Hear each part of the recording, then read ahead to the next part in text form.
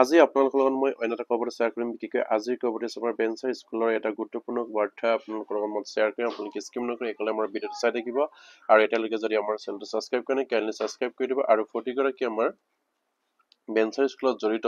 শিক্ষক কৰ্মচাৰী যাতে নেকি এইখিনি খবৰ পায় আপোনালোকে শ্বেয়াৰ কৰি দিব আৰু নিশ্চয় আপুনি কিছুমান প্ৰত্যক্ষ কৰিছে বেঞ্চাৰ স্কুলত পৰ্যাপ্ত পাঠ্যপুথি মধ্যভোজন ইউনিফৰ্ম চাইকেল দিয়াৰ দাবী ইয়াত কৈছে যে বেঞ্চাৰ স্কুলত পৰ্যাপ্ত পৰিমাণৰ পাঠ্যপুথি মধ্যাহ্নভোজন ইউনিফৰ্ম আৰু চাইকেল দিবৰ কাৰণে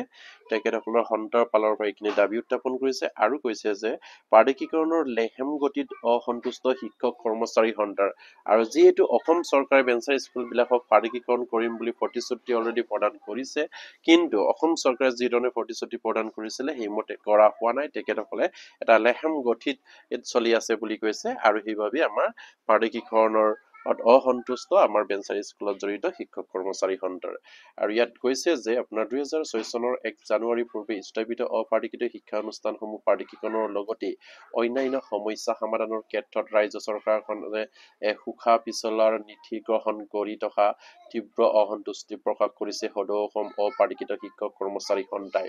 যিহেতু 2006 চনৰ 1 জানুৱাৰী পূৰ্বে স্থাপিত অপাৰ্টিকিত শিক্ষক কৰ্মচাৰীসকলৰ শিক্ষানুষ্ঠানত জড়িত আমাৰ শিক্ষক কৰ্মচাৰীৰ পদ প্ৰাদেশিকৰণ কৰাৰ প্ৰতিশ্ৰুতি প্ৰদান কৰিছিলে অসমৰ মাননীয় মুখ্যমন্ত্ৰীয়ে কিন্তু সেইখিনি আপোনাৰ সুফা পিছলাৰ নীতিৰ দৰে আগবঢ়াৰ কাৰণে তেখেতসকলে সেইখিনি অসন্তুষ্ট প্ৰকাশ কৰাৰ কথা ইয়াত উল্লেখ কৰিছে আৰু ইয়াৰ পাছত কৈছে যে সংস্থাৰ সভাপতি হৰমোহন বৰাই আজি দৈনিক অসমক জনোৱা অনুসৰি মুখ্যমন্ত্ৰীয়ে প্ৰাদেশিকৰণৰ বিষয়টো গুৰুত্ব প্ৰদান কৰিও এক উপ সমিতি গঠন কৰিছিল তদুপৰি পঞ্চায়ত নিৰ্বাচনৰ লগতে অন্যান্য সভা সমিতি প্ৰাদেশিকৰণৰ সমস্যা সমাধান কৰিব বুলি ঘোষণা কৰিছিল মুখ্যমন্ত্ৰীৰ ঘোষণাৰ পাছতো প্ৰাদেশিকৰণৰ কাম মুঠতেও আগবঢ়া নাই বুলি কয় সন্থাৰ সভাপতি আৰু তেওঁ লগতে কয় যে অৱশিষ্ট অপাৰ্টিকিত বিদ্যালয় শিক্ষক কৰ্মচাৰীৰ ভৱিষ্যতৰ প্ৰতি লক্ষ্য ৰাখি ৰাজ্য চৰকাৰে প্ৰাদেশিকৰণৰ বিষয়টো কৃপতাৰে সমাধান কৰিব লাগে ইয়াত তেখেতসকলে উল্লেখ কৰিছে যে অৱশিষ্ট যিমানবিলাক অপাৰ্টিকিত বিদ্যালয় শিক্ষক কৰ্মচাৰী আছে তেখেতসকলৰ ভৱিষ্যতৰ কথা চিন্তা কৰি আমাৰ প্ৰাদেশিকৰণৰ বিষয়টো কৃপতাৰে সমাধান কৰিব লাগে সোনকালে সমাধান কৰিব দিবৰ কাৰণে তেখেতসকলে অনুৰোধ জনাইছে আৰু তদুপৰি 2023 চনৰ অপাৰ্টিকিত নিম্ন প্ৰাথমিক আৰু উচ্চ প্ৰাথমিক বিদ্যালয় বন্ধ হৈ থকা মধ্যাহ্নভোজনৰ আৰু শিক্ষাৰ্থীৰ বাবে ইউনিফৰ্ম আৰু নৱম শ্ৰেণীৰ ছাত্ৰ ছাত্ৰীৰ বাবে চাইকেল যোগান কৰিবলৈ সংস্থাটোৱে দাবী জনাইছে আৰু ইয়াত কৈছে যে 2023 চনৰ পৰা অপাৰ্টিকিত আমাৰ নিম্ন প্ৰাথমিক আৰু উচ্চ প্ৰাথমিক বিদ্যালয়ৰ মধ্যাহ্নভোজন বন্ধ হৈ আছে আৰু সেই স্কুলৰ ইউনিফৰ্মকে আদি কৰি নৱম শ্ৰেণীৰ ছাত্ৰ ছাত্ৰীসকলৰ যিখিনি চাইকেল যোগান ধৰিছিলে এইখিনি মোকলাই দিবৰ কাৰণে তেখেতসকলে দাবী জনাইছে আৰু ইয়াৰ পাছতে কৈছে যে অপাৰ্টিকিত বিদ্যালয়সমূহত এতিয়াও পৰ্যাপ্ত পাঠ্যপুথি যোগান নধৰাৰ অভিযোগ সংস্থাৰ আৰু ৰাজ্যখনত বন্ধ বেঞ্চাৰ শিক্ষানুষ্ঠানৰ ছাত্ৰ ছাত্ৰীয়ে শিক্ষাবৰ্ষৰ 2টা মাহ পাৰ হোৱাৰ পাছতো পাঠ্যপুথি লাভ কৰা নাই আৰু ৰাজ্য চৰকাৰে বেঞ্চাৰ বিদ্যালয় ছাত্ৰ ছাত্ৰী আৰু শিক্ষক কৰ্মচাৰীৰ ওপৰত নিৰ্মম অত্যাচাৰ চলোৱাৰ কথাৰ লগতে খণ্ডৰ এই অপাৰ্টিকিত শিক্ষা অনুষ্ঠানসমূহ ধ্বংসৰ অভিহিন্দী কৰা বুলি অভিযোগ কৰে সংস্থাৰ নেতৃত্বই আৰু খুব এটা গুৰুত্বপূৰ্ণ পইণ্ট ইয়াত তেখেতসকলে দাঙি ধৰিছে যে অসম চৰকাৰে সেইসকল বেঞ্চাৰ স্কুলত জড়িত শিক্ষক কৰ্মচাৰী আদিকে কৰি এই ছাত্ৰ ছাত্ৰীসকলৰ যিখিনি প্ৰাপ্যৰ পৰা বঞ্চিত ৰাখি সেই স্কুলবিলাকক ধ্বংসৰ অভিহিন্দী কৰাৰ ইয়াত কথা তেখেতসকলে অভিযোগ কৰিছে আৰু এই পাছতে কৈছে যে সভাপতি বৰাই জনোৱা অনুসৰি 2022 চনলৈকে ৰাজ্যখনত প্ৰায় 2319খন অপাৰ্টিকিত শিক্ষা অনুষ্ঠান আছিল এতিয়া ৰাজ্যখনত অপাৰ্টিকিত 500খন শিক্ষা অনুষ্ঠানো নাই ইয়াত উল্লেখ কৰিছে যে 2022 চনলৈকে ৰাজ্যখনত প্ৰায় 2319খন অপাৰ্টিকিত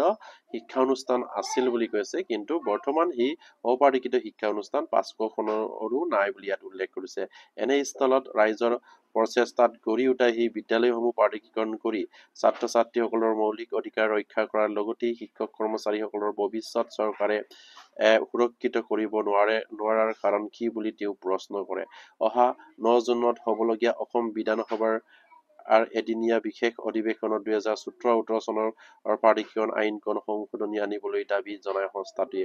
আৰু ইয়াত কৈছে যে অহা 9 জুনত হ'বলগীয়া অসম বিধানসভাৰ এদিনীয়া বিশেষ অধিৱেশন অনুষ্ঠিত হ'ব যিটো বিধানসভাৰ বিশেষ এটা অধিৱেশন অহা 9 জুনত অনুষ্ঠিত হ'ব সেই 9 জুনতে যাতে নেকি আমাৰ 2017-18 চনৰ যিখিনি প্ৰাদেশিকৰণ আইন এইখিনি সংশোধনীলৈ আনি আমাৰ আৰু সেই অপাৰ্টিকিত শিক্ষক কৰ্মচাৰীসকলৰ সমস্যাখিনি সমাধান কৰিব লাগে বুলি তেখেতসকলে দাবী উত্থাপন কৰিছে এটা গুৰুত্বপূৰ্ণ দাবী উত্থাপন কৰিছে যিহেতু অহা 9 জুন তাৰিখে আমাৰ সেই বিশেষ এটা অধিৱেশন হ'ব অসম বিধানসভাৰ এদিনীয়া অধিৱেশন এই অধিৱেশনতে 2017 আৰু 18 চনৰ যিখিনি প্ৰাধিকৰণ আইন এইখিনি সংশোধনীলৈ আনিবলৈ আমাৰ অপাৰিকিত শিক্ষক কৰ্মচাৰী সন্থাৰ পৰা এটা গুৰুত্বপূৰ্ণ দাবী উত্থাপন কৰিছে নিশ্চয়কৈ অসম চৰকাৰে আমাৰ অপাৰিকিত শিক্ষক কৰ্মচাৰীসকলৰ ভৱিষ্যত সুৰক্ষিত চিন্তা কৰি তেখেতসকলৰ যিহেতু 2017-18 চনৰ প্ৰাধিকৰণ আইনখন সংশোধনী কৰি তেখেতসকলক টিউটৰ হিচাপে প্ৰাধিকৰণ নকৰি শিক্ষক হিচাপে প্ৰাধিকৰণ কৰিব লাগে যিহেতু 2021 চনত যিদৰে আমাৰ হাজাৰ হাজাৰ শিক্ষক কৰ্মচাৰীসকলক শিক্ষকৰ প্ৰাধিকৰণৰ পৰা বঞ্চিত কৰি অসম চৰকাৰ বা বৰ্তমান মাননীয় মুখ্যমন্ত্ৰী তেতিয়া শিক্ষামন্ত্ৰী হৈ থাকোঁতে টিউটৰ হিচাপে প্ৰাধিকৰণ কৰি সেইসকল শিক্ষকৰ বৰ্তমানৰ সমস্যা সমাধান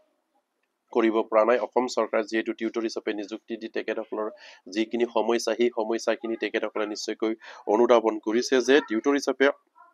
প্ৰাধিকৰণ কৰি মাননীয়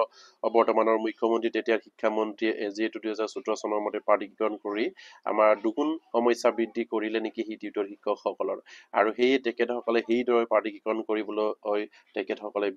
তেখেতসকলক অনুৰোধ জনাইছে যাতে নেকি সেইদৰে প্ৰাধিকৰণ কৰিব নালাগে যদিহে প্ৰাধিকৰণ কৰে 2017 আৰু 18 চনৰ প্ৰাধিকৰণ আইনখন সম্পূৰ্ণভাৱে সংশোধনী কৰি তেখেতসকলক টিউটৰ হিচাপে প্ৰাধিকৰণ নকৰি শিক্ষক হিচাপে অসম চৰকাৰে প্ৰাধিকৰণ কৰিব লাগে কাৰণ আকৌ টিউটৰ হিচাপে প্ৰাধিকৰণ কৰি আকৌ এটা সমস্যা সৃষ্টি কৰি ৰাখিব নালাগে যিহেতু 2021 চনত প্ৰাধিকৰণৰ নামত হাজাৰ হাজাৰ শিক্ষক কৰ্মচাৰী শিক্ষকৰ পৰা বঞ্চিত কৰি টিউটৰ হিচাপে প্ৰাধিকৰণ কৰি নতুন এটা সমস্যা ক্ৰিয়েট কৰি থৈ দিছে এই শিক্ষক কৰ্মচাৰীসকলৰ প্ৰতি আৰু সেই শিক্ষক কৰ্মচাৰীৰে এইখিনি উদ্ধাৰ হকে মাননীয় মুখ্যমন্ত্ৰীক বাৰম্বাৰকৈ লগ কৰিব বিচাৰিছে যদিও মাননীয় মুখ্যমন্ত্ৰীয়ে বৰ্তমানলৈকে সেই আমাৰ টিউটৰ শিক্ষক সন্থাসকলৰ বিষয়ববীয়াসকলক আজি পৰ্যন্ত তেখেতসকলে লগ দিয়া নাই আৰু সেয়ে অপাৰিকিত শিক্ষক কৰ্মচাৰীয়ে এইটো বিচাৰিছে যে যিহেতু 2017 আৰু 18 চনৰ প্ৰাধিকৰণ আইনখন সংশোধন কৰি তেখেতসকলক পূৰ্ণ পৰ্যায়ৰ শিক্ষক হিচাপে যেন অসমৰ মাননীয় মুখ্যমন্ত্ৰী তেখেতে যেন সেইখিনি যদি কৰো বুলি কৰে নিশ্চয় পাৰে সেয়ে তেখেতসকলক পূৰ্ণ পৰ্যায়ৰ শিক্ষক হিচাপে প্ৰাধিকৰণ কৰিবৰ কাৰণে তেখেতসকলে দাবী জনাইছে আৰু 2017-18 চনৰ যিখিনি প্ৰাধিকৰণ আইনখিনি যিখিনি আখুৱা আছে এইখিনি সংশোধনী কৰি সম্পূৰ্ণৰূপে সংশোধনী কৰি তেখেতসকলক পূৰ্ণ পৰ্যায়ৰ শিক্ষক হিচাপে প্ৰাধিকৰণ কৰি তেখেতসকলক যাতে নেকি সেই শিক্ষক সমাজত শিক্ষক হিচাপে জীয়াই থকাৰ এটা সুবিধা প্ৰদান কৰিব বুলি তেখেতসকলে আশাৰে বাট চাই আছে আৰু প্ৰতিগৰাকী আমাৰ বেঞ্চাৰ স্কুলত জড়িত শিক্ষক কৰ্মচাৰী যাতে নেকি এইখিনি খবৰ পায় আপোনালোকে শ্বেয়াৰ কৰি দিব আৰু এতিয়ালৈকে যদি আমাৰ চেনেলটো ছাবস্ক্ৰাইব কৰে কেনেকৈ ছাবস্ক্ৰাইব কৰি দিব আৰু আজি ভিডিঅ'টো ইমানতে কৰিলো নমস্কাৰ জয় আই অসম